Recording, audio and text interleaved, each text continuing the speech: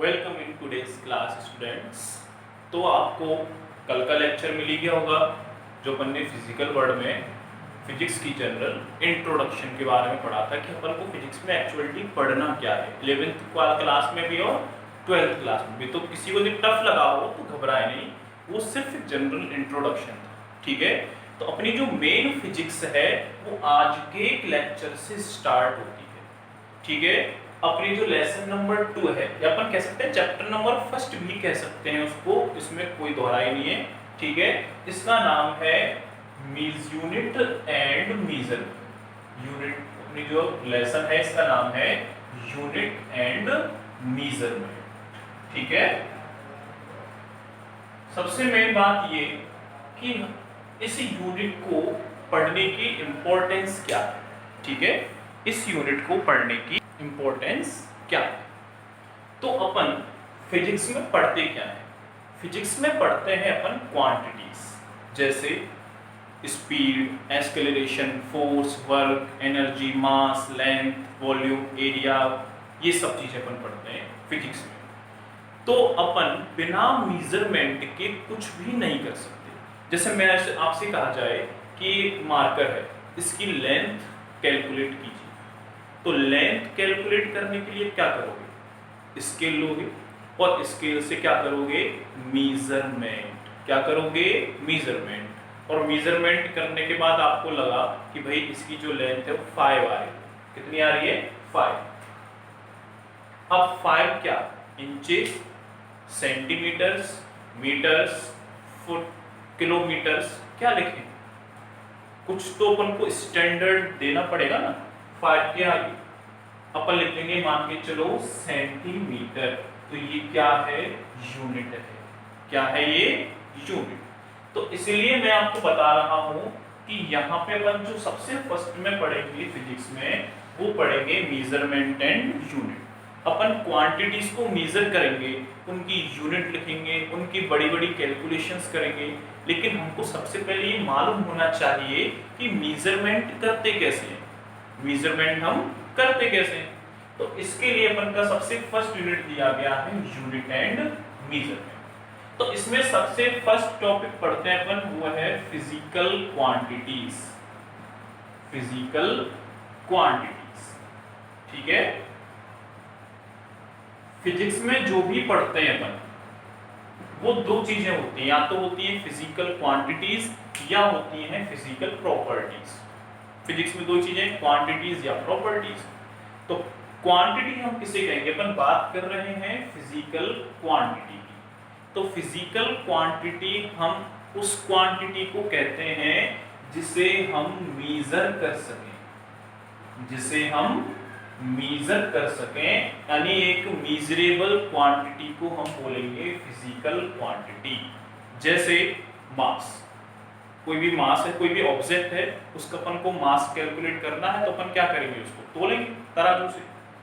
तो अपन का किलोग्राम में, ग्राम में, जिसमें भी क्विंटल में जो भी मास आएगा वो क्या हो गया? मेजरेबल क्वांटिटी हुई मास। लेंथ है, लेंथ को अपन स्केल से मेजर कर सकते हैं, इसका मतलब लेंथ क्या हुई? मेजरेबल क्वांटिटी हुई। स्पीड है, उसको मेजर कर सकते हैं। एक्सेलरेशन है, उसे मेजर कर सकते हैं। तो ऐसी बहुत सारी क्वांटिटीज हैं जिन्हें हम मेजर कर सकते हैं, और ऐसी कोई भी क्वांटिटी जिसे हम मेजर कर सकें, जिसका हम मेजरमेंट ले सकें, उस क्वांटिटी को हम बोलते हैं फिजिकल क्वांटिटी, ठीक है।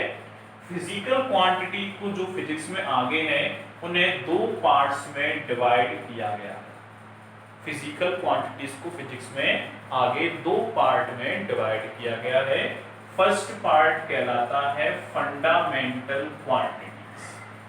क्या कहलाता है? Fundamental quantities. और सेकंड पार्ट कहलाता है डेराइव्ड क्वांटिटीज। सेकंड पार्ट क्या कहलाएगा? Derived quantities. तो फंडामेंटल क्वांटिटीज और डेराइव्ड क्वांटिटीज में क्या डिफरेंस है, ठीक है। तो अपन ये पढ़ेंगे, फंडामेंटल क्वांटिटीज हम उन्हें कहते हैं जो टोटली फ्री हैं, या हम कह सकते हैं स्मॉलेस्ट क्वांटिटी, या हम कह सकते हैं वे क्वांटिटी जिन्हें हम और भी स्मॉल क्वांटिटीज में रिजॉल्व नहीं कर सकते। जैसे अपन बात करते हैं स्पीड की, तो स्पीड क्या फंडामेंटल क्वांटिटी हो सकती है? नहीं, क्योंकि हम इसे रिजॉल्व कर सकते हैं। कैसे? क्योंकि स्पीड का फॉर्मूला होता है डिस्टेंस बाय टाइम। तो डिस्टेंस और टाइम में हमने इसको रिजॉल्व कर दिया स्पीड को। लेकिन क्या हम डिस्टेंस को रिजॉल्व कर सकते हैं और छोटी में? नहीं कर सकते। क्या हम टाइम को रिजॉल्व कर सकते हैं और छोटी क्वांटिटी में? नहीं कर सकते।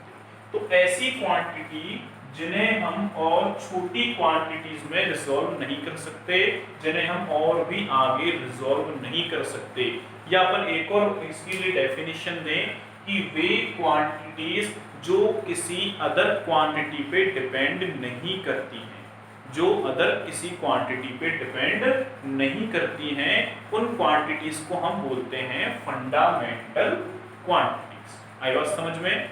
इन क्वांटिटीज की टोटल जो नंबर है वो है 7। हमारे पास फिजिक्स में 7 फंडामेंटल क्वांटिटीज होती हैं। एक बार इनके नाम देख लीजिए कौन कौन सी हैं। फर्स्ट क्वांटिटी होती है मास। मास जानते हैं, किलोग्राम में जिसको अपन मेजर करते हैं। सेकंड क्वांटिटी होती है लेंथ। लेंथ कह सकते हैं, डिस्टेंस कह सकते हैं, ठीक है। थर्ड क्वांटिटी होती है अपने पास टाइम। थर्ड फंडामेंटल क्वांटिटी कौन सी है? टाइम। फोर्थ फंडामेंटल क्वांटिटी होती है electric current.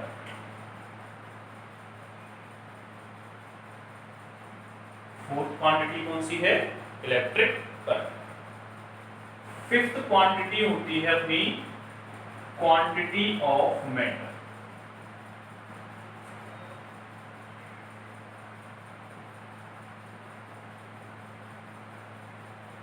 Quantity of matter. Six quantity होती है अपनी टेम्परेचर। जो भी अपन टेम्परेचर कैलकुलेट करते हैं किसी भी बॉडी का, किसी भी ऑब्जेक्ट का, ठीक है। और सेवेंथ क्वांटिटी होती है ल्यूमिनस इंटेंसिटी। ल्यूमिनस इंटेंसिटी, इसको हम इंटेंसिटी ऑफ लाइट भी बोल सकते हैं, लेकिन ल्यूमिनस इंटेंसिटी बोलना ज्यादा कंफर्टेबल रहेगा, ठीक है, क्योंकि लाइट की इंटेंसिटी अपन अलग से कैलकुलेट करते हैं। ये नॉर्मल लाइट की, जैसे कि अपन कैंडल जलाते हैं, बल्ब जलाते हैं, उस लाइट की इंटेंसिटी की बात होती है ल्यूमिनस इंटेंसिटी, ठीक है। तो अपने पास 7 फंडामेंटल क्वांटिटीज होती हैं, mass, length, time, electric current, quantity of matter, temperature and luminous intensity. जिनमें शुरू की जो 3 क्वांटिटीज हैं ये एमकेएस क्वांटिटी कहलाती है, यानी कि मैकेनिकल क्वांटिटी हम जिन्हें कह सकते हैं। शुरू की जो 3 क्वांटिटीज हैं इन्हें हम मैकेनिकल क्वांटिटीज भी कहते हैं, क्योंकि इनका यूज हम मैकेनिक्स में सबसे ज्यादा करते हैं, ठीक है ना। और बाकी की जो क्वांटिटीज हैं वो फिजिक्स की अदर ब्रांचेस में यूज होती हैं। और अपन को जो जूनियर क्लास में पढ़नी है वो जो अपन जूनियर क्लास में अपन पढ़ने वाले हैं वो मैक्सिमम मैकेनिक्स का पार्ट है। मैक्सिमम पार्ट कौन सा है? मैकेनिक्स का है। तो अपन को ध्यान में रखना है जो शुरू की 3 क्वांटिटीज हैं, मास, लेंथ और टाइम, ये मैकेनिकल क्वांटिटीज कही जाती है, ठीक है। और वैसे टोटल 7 क्वांटिटीज हैं जो हमारी फंडामेंटल क्वांटिटीज हैं। इनके अपन क्या डेफिनेशन देते हैं? एक डेफिनेशन दे सकते हैं कि ऐसी क्वांटिटीज जिन्हें अपन और भी छोटी क्वांटिटीज में रिजॉल्व नहीं कर सकते, या अपन डेफिनेशन दे सकते हैं कि वे क्वांटिटीज जो किसी अदर क्वांटिटी पे डिपेंड नहीं करती, उन क्वांटिटीज को हम क्या बोलते हैं? Fundamental quantities. बात करते हैं अपन डेराइव्ड क्वांटिटीज। डेराइव्ड क्वांटिटीज क्या होती हैं? ये वे क्वांटिटीज होती हैं जो डायरेक्टली या इनडायरेक्टली फंडामेंटल क्वांटिटीज पे डिपेंड करती हैं, यानी वे क्वांटिटीज जिन्हें फंडामेंटल क्वांटिटीज के एडिशन से ही बनाया जाता है उन्हें अपन कहते हैं डेराइव्ड क्वांटिटीज। यानी किस पे डिपेंड कर रही है? फंडामेंटल क्वांटिटीज पे। यानी कि इन 7 क्वांटिटीज पे जो और क्वांटिटी डिपेंड करती हैं उनको अपन क्या बोलेंगे, डेराइव्ड क्वांटिटीज। क्या बोलेंगे बेटा, डेराइव्ड क्वांटिटीज। कौन कौन सी होती है, ये तो बहुत सारी होती है, इनकी कोई फिक्स कैलकुलेशन नहीं है कि भाई 8 है, 9 है, 10 है, 100 है, 150 है, 2000 है, ऐसी कोई कैलकुलेशन नहीं है। ये कई सारी क्वांटिटीज होती हैं, लेकिन कुछ क्वांटिटीज जो अपने सबसे ज्यादा काम आती है उनको मैं नाम बता देता हूं। जैसे कि सबसे फर्स्ट नंबर पे आती है स्पीड। स्पीड की बात करते हैं। स्पीड का फॉर्मूला होता है डिस्टेंस बाई टाइम। डिस्टेंस का मतलब होता है लेंथ, लेंथ है डिस्टेंस कह सकते हैं, और टाइम, ये दोनों ही फंडामेंटल क्वांटिटीज है। स्पीड के बाद बात करते हैं अपन एक्सीलरेशन की।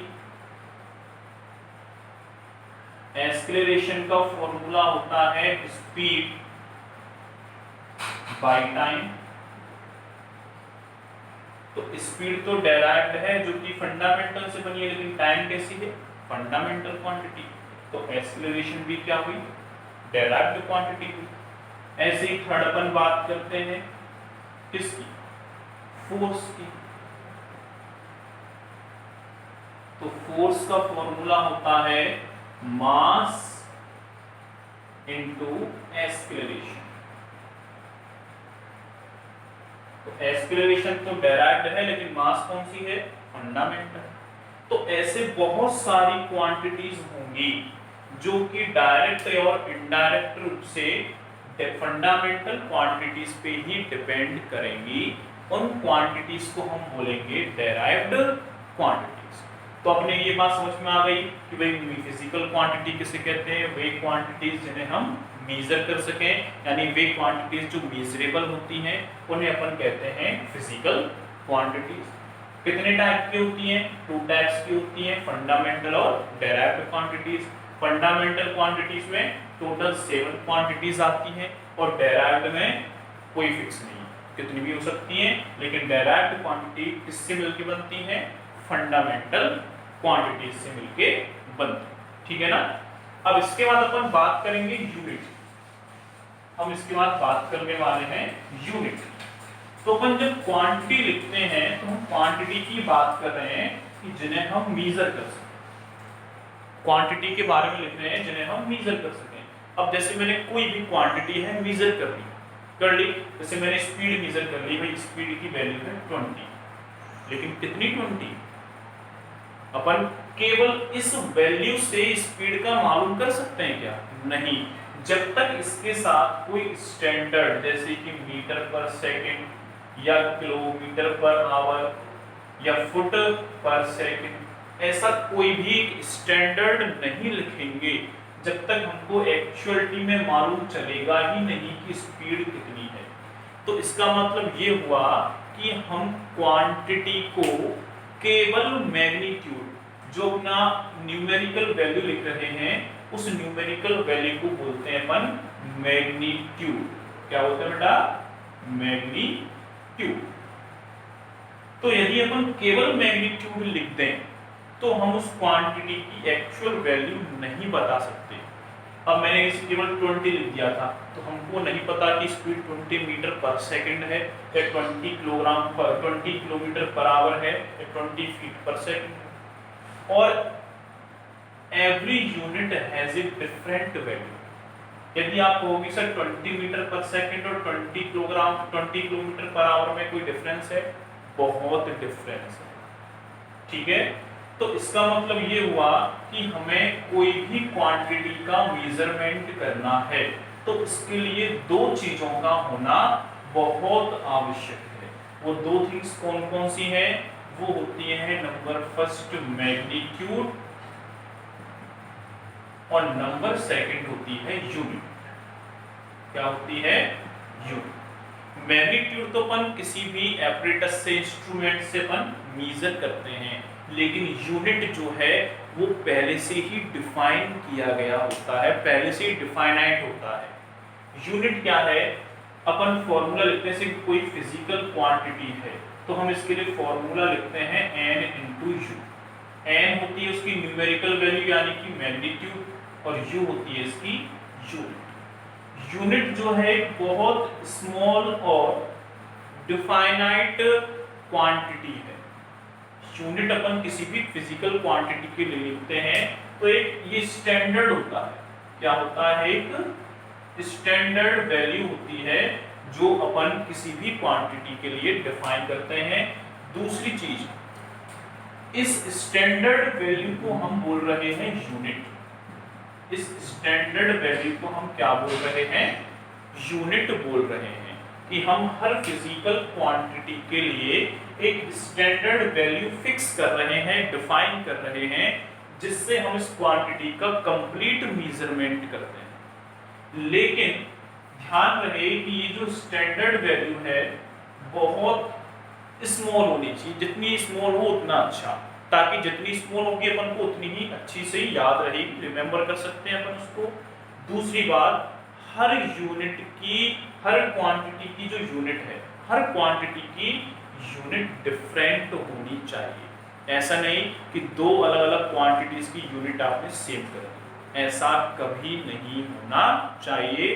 हर क्वांटिटी के लिए एक अलग और एक डिफाइनाइट यूनिट हम फिक्स करते हैं। यूनिट ऐसी होनी चाहिए जिसको अपन आसानी से बोल सकें, यानी कंफर्टेबल हो। जो अपन स्टैंडर्ड यूनिट अपन डिफाइन कर रहे हैं किसी भी क्वांटिटी के लिए, वो कंफर्टेबल होनी चाहिए, जिससे कि अपन कोई भी मेजरमेंट कर रहे हैं तो तुरंत ही वो लिखी जा सके, अपन को याद आ जाए, अपन उसको भूल नहीं सके। तो यूनिट का कंसेप्ट आपके समझ में आ गया होगा कि अपन किसी भी क्वांटिटी का मेजरमेंट कर रहे हैं तो हमको क्या चाहिए? उसके मैग्नीट्यूड के साथ, मैग्नीट्यूड मतलब उसकी न्यूमेरिकल वैल्यू के साथ साथ हमें एक स्टैंडर्ड वैल्यू भी चाहिए, जिससे हम इसका मेजरमेंट कंप्लीट कर सकते हैं। हम उसको डिफाइन कर सकते हैं कि ये इतना है, इसका मेजरमेंट इतना है। तो उस स्टैंडर्ड वैल्यू को हम बोलते हैं यूनिट। ठीक है, अब यूनिट तो बन के समझ में आ ही गया कि यूनिट क्या है। यूनिट भी ध्यान रहे, यूनिट लिखने के लिए हम 3 टाइप्स के मेथड यूज करते थे, करते हैं अभी भी, लेकिन पहले थे। कौन कौन से? फर्स्ट होता है MKS सिस्टम, 3 सिस्टम है ये। दूसरा है CGS सिस्टम और तीसरा होता है FPS system. There are 3 systems to the define unit system। अपन किसी भी फिजिकल क्वांटिटी की यूनिट को डिफाइन करने के लिए 3 सिस्टम लिखते हैं। ठीक है, कौन कौन से? MKS, CGS और FPS। क्या मतलब है इसका? MKS का मतलब है कि जो डिस्टेंस है या लेंथ है वो किस में मेजर होनी चाहिए? मीटर में। ठीक है, K का मतलब है कि जो मास है वो मेजर होना चाहिए किलोग्राम, और S का मतलब है कि जो टाइम है वो मेजर होना चाहिए सेकंड, यानी कि मीटर, किलोग्राम, सेकंड। MKS का मतलब M for metre, K for kilogram, S for second. तो मीटर किसके लिए यूनिट है? डिस्टेंस या लेंथ के लिए। किलोग्राम किसकी यूनिट है? मास के लिए। और सेकंड किसके लिए है? टाइम के लिए। तो जिस सिस्टम के अपन अंदर इस तरह से यूनिट लिखते हैं, डिस्टेंस के लिए मीटर, मास के लिए किलोग्राम, टाइम के लिए सेकंड, तो उस सिस्टम को हम यहाँ नाम देते हैं MKS सिस्टम। ठीक है, दूसरी बात करते हैं अपन CGS सिस्टम। ठीक है, तो CGS सिस्टम में क्या है? C का मतलब होता है डिस्टेंस जो हम मेजर कर रहे हैं ये होनी चाहिए सेंटीमीटर में, इसमें होनी चाहिए सेंटीमीटर में। G का मतलब है जो हम मास कैलकुलेट कर रहे हैं वो होना चाहिए ग्राम में। ठीक है, और S का मतलब है टाइम जो है वो सेकंड में होना चाहिए। तो इसी सिस्टम के अंतर्गत हम डिस्टेंस या लेंथ को सेंटीमीटर में मेजर करते हैं, मास को ग्राम में मेजर करते हैं और टाइम को सेकंड में मेजर करते हैं। इस सिस्टम को हम नाम देते हैं CGS सिस्टम। और थर्ड होता है FPS सिस्टम, जो कि यूरोप में सबसे ज्यादा यूजफुल है। इसके अंदर हम क्या करते हैं, जो डिस्टेंस या लेंथ है, डिस्टेंस या लेंथ को हम मेजर करते हैं फुट में, ठीक है। मास को हम कैलकुलेट करते हैं पाउंड में, और टाइम को अपन मेजर करते हैं सेकंड में। तो इस सिस्टम को हम नाम देते हैं एफपीएस सिस्टम। क्या नाम देते हैं इसको अपन? एफपीएस सिस्टम, यानी F for foot for the distance, P for pound for the mass and S for second for the time. तो ये अपनी तीन सिस्टम होते हैं यूनिट लिखने की, एमकेएस, सीजीएस एंड एफपीएस। ये तीन सिस्टम है जिसके अनुसार, जिसके अकॉर्डिंग हम यूनिट लिखते हैं। एमकेएस को हम मैकेनिकल सिस्टम भी बोलते हैं, ध्यान रहे। एमकेएस मीटर किलोग्राम सेकंड को हम मैकेनिकल सिस्टम ऑफ यूनिट भी बोल सकते हैं, ये बात आपको ध्यान रहनी चाहिए। तो ये तीन सिस्टम है मेनली जिनमें अपन यूनिट को लिखते हैं, ठीक है।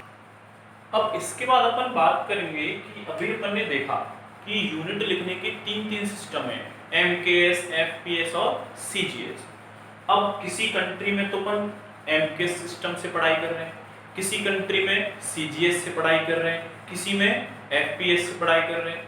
अब यदि मान के चलो ऐसी सिस्टम रहा तो साइंटिस्ट और स्टूडेंट्स को प्रॉब्लम हो जाती है कि यार कहीं तो हम किसी यूनिट सिस्टम की यूनिट पढ़ रहे हैं, कहीं हम किसी सिस्टम की यूनिट पढ़ रहे हैं और कहीं हम किसी। तो इस प्रॉब्लम को दूर करने के लिए, रिजॉल्व करने के लिए साइंटिस्ट की कमेटी ने मीटिंग की, और मीटिंग में क्या किया, एक ऐसी यूनिट सिस्टम को एक्सप्रेस किया, रिप्रेजेंट किया, जिसको हम all over the world equally use कर सकते हैं। उस सिस्टम को हम किसी भी कंट्री में चले जाएं, वो हर कंट्री में यूज होती है। उस सिस्टम को नाम दिया था एसआई सिस्टम। क्या नाम दिया था? SI system. इसको अपन बोलते हैं, पूरा नाम होता है इसका इंटरनेशनल सिस्टम या सिस्टम ऑफ इंटरनेशनल, ठीक है। तो ये जो इंटरनेशनल सिस्टम है, इसके अकॉर्डिंग हर क्वांटिटी के लिए फिक्स यूनिट अपन ने डिफाइन कर दी कि भाई इस यूनिट, इस क्वांटिटी की ये यूनिट होगी, इसकी ये यूनिट होगी, और वो यूनिट हर कंट्री को मान्य होगी, वो हर कंट्री में एप्लीकेबल होगी। हर यूनिट के जो है फिक्स डेफिनेशन होगी, हर यूनिट की उन्हें अलग से डेफिनेशन दी है। तो सिस्टम ऑफ इंटरनेशनल यूनिट अपन कह सकते हैं इसको, एसआई सिस्टम हम शॉर्ट में कहते हैं, जो कि यूनिट लिखने का एक ऐसा सिस्टम है जो all over the world applicable है, अलाउ होता है ऑल ओवर द वर्ल्ड। इसके अंदर हम जो भी यूनिट लिखते हैं उन्हें हम दो पार्ट्स में डिवाइड करते हैं, वही यूनिट क्वांटिटीज की तरह। एक तो होती हैं फंडामेंटल यूनिट्स और एक होती हैं डेराइव्ड यूनिट्स। एक होती हैं डेराइव्ड यूनिट्स। अब जैसे अपन ने फंडामेंटल क्वांटिटी की डेफिनेशन दी थी, वैसे ही फंडामेंटल यूनिट की डेफिनेशन देंगे। क्या देंगे कि वे यूनिट्स जिन्हें अपन और छोटी यूनिट्स में रिजॉल्व नहीं कर सकते, या अपन कहें कि वे यूनिट्स जो किसी अदर यूनिट पे डिपेंड नहीं करती हैं, या अपन थर्ड डेफिनेशन भी दे सकते हैं डायरेक्ट कि फंडामेंटल क्वांटिटीज की यूनिट को हम फंडामेंटल यूनिट कहते हैं। तो तीन डेफिनेशन हो गई, कौन कौन सी?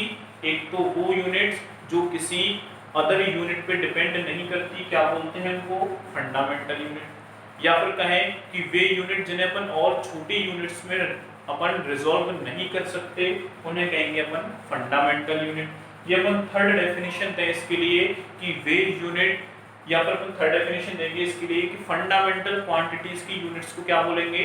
Fundamental unit.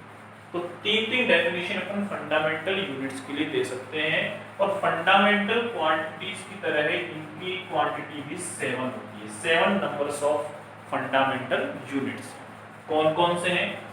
लिख लेते हैं। सबसे पहले अपनी फंडामेंटल क्वांटिटी थी मास, इसके लिए यूनिट दी जाती है किलोग्राम। क्या दी जाती है? किलोग्राम। इसकी स्पेलिंग लिख देते हैं किलोग्राम। ठीक है, इसको अपन रिप्रेजेंट करते हैं केजी से। ठीक है, सेकंड जो अपनी यूनिट दी जाएगी वो दी जाएगी लेंथ के लिए, और लेंथ के लिए फंडामेंटल यूनिट है मीटर। कौन सी है? मीटर। सिंबल लिखेंगे इसका हम एम। थर्ड है अपनी टाइम। टाइम के लिए अपन यूनिट लिखते हैं सेकंड और रिप्रेजेंट करते हैं केवल एस। नेक्स्ट अपन यूनिट लिखेंगे किसके लिए? टेम्परेचर के लिए।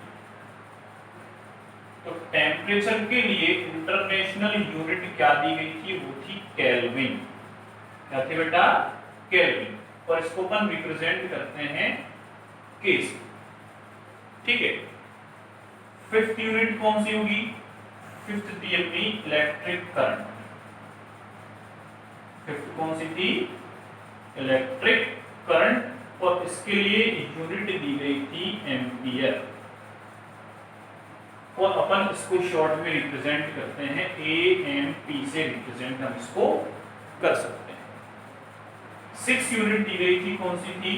वो थी क्वांटिटी ऑफ मैटर के लिए। क्वांटिटी ऑफ मैटर के लिए, और ये यूनिट थी अपनी मोल। कौन सी थी? मोल। इसको अपन शॉर्ट में मोल से ही रिप्रेजेंट करते हैं। और सेवेंथ जो लास्ट क्वांटिटी थी, कौन सी थी बेटा? अपनी ल्यूमिनस इंटेंसिटी। ल्यूमिनस इंटेंसिटी, या अपन कह सकते हैं इंटेंसिटी ऑफ लाइट। इसके लिए अपन यूनिट देते हैं कैंडेला। इसके लिए अपन क्या यूनिट लिखते हैं? कैंडेला, और इसको रिप्रेजेंट करते हैं शॉर्ट में सीडी से। इसको रिप्रेजेंट करते हैं शॉर्ट में सीडी। तो ये अपनी 7 फंडामेंटल क्वांटिटीज की 7 फंडामेंटल यूनिट्स हैं। दोबारा देखें, मास के लिए किलोग्राम, लेंथ के लिए मीटर, टाइम के लिए सेकंड, टेम्परेचर के लिए केल्विन, इलेक्ट्रिक करंट के लिए एम्पियर, क्वांटिटी ऑफ मैटर के लिए मोल, और ल्यूमिनस इंटेंसिटी के लिए कैंडेला। हम ये 7 फंडामेंटल क्वांटिटीज के लिए 7 फंडामेंटल यूनिट्स अपन डिफाइन करते हैं। यदि हम बात करें डेराइव्ड यूनिट्स की, तो वे यूनिट जो कि डेराइव्ड क्वांटिटीज की होती है। सबसे सिंपल डेफिनेशन दे सकते हैं कि डेराइव्ड क्वांटिटीज की यूनिट को डेराइव्ड यूनिट कहते हैं, या अपन कह सकते हैं कि वे यूनिट जो अदर यूनिट्स पर, या अपन कहें वे यूनिट जो फंडामेंटल यूनिट पे डिपेंड करती है। वे यूनिट जो फंडामेंटल यूनिट्स पे डिपेंड करती हैं, उन्हें हम बोलते हैं डेराइव्ड यूनिट। क्या बोलते हैं? Derived unit. या अपन कहें कि वे यूनिट जिन्हें हम और भी छोटी यूनिट्स में रिजॉल्व कर सकते हैं, उन्हें हम क्या बोलेंगे? Derived unit. तो तीन डेफिनेशन हो गई ना डेराइव्ड यूनिट की फंडामेंटल की तरह। हम बात करते हैं कि डेराइव्ड यूनिट कौन कौन सी होती हैं। जैसे हम स्पीड के लिए लिखते हैं मीटर पर सेकंड लिखते हैं, और एरिया के लिए लिखते हैं मीटर स्क्वायर, वॉल्यूम के लिए लिखते हैं मीटर क्यूब, डेंसिटी के लिए लिखते हैं किलोग्राम पर मीटर क्यूब। ठीक है, और भी है, कैसे एक्सेलरेशन के लिए लिखते हैं मीटर पर सेकंड स्क्वायर फॉर एक्सेलरेशन।